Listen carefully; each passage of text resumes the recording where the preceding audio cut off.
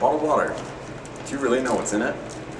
According to the American Beverage Association, in 1976, the average American consumed 1.6 gallons of bottled water each year. Now, 30 years later, in 2006, that number jumped from 1.6 to 28.3 gallons, average American each year. Make sure to think before you drink.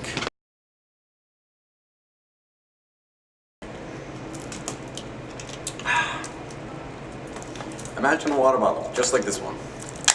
Now imagine it a quarter of the way filled up with oil. Now imagine 3 of these water bottles filled up with water. That's how much materials it takes just to make the bottle of this bottled water, not including the 1 bottle of water it takes to fill it.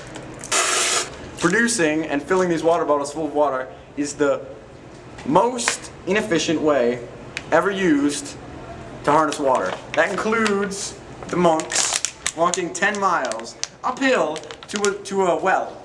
You ever see Kung Fu movies where they gotta carry the buckets? That's what I'm talking about. And the monks hand cranking the bucket down into the bottom of the well, filling it up and hand cranking it all the way up. And then walking all the way back, but at least it's downhill the other way.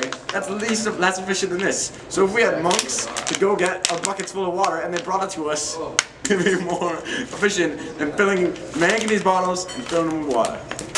I don't know why people even buy this stuff. I mean, it tastes worse than tap water. I mean, studies show that tap water tastes a lot better than bottled water. I guess people just buy it for the convenience. I mean,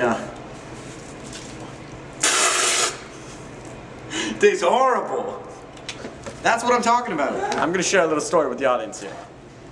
So at my house, I have to do all the garbage and stuff, right? So we spent all this time separating the containers and the metals from the paper and the plastic, right? But as soon as the recycling guy comes, he's like, screw this, and he puts them in the same compartment of the same truck. Now, I don't know about you guys, but that pissed me off a lot.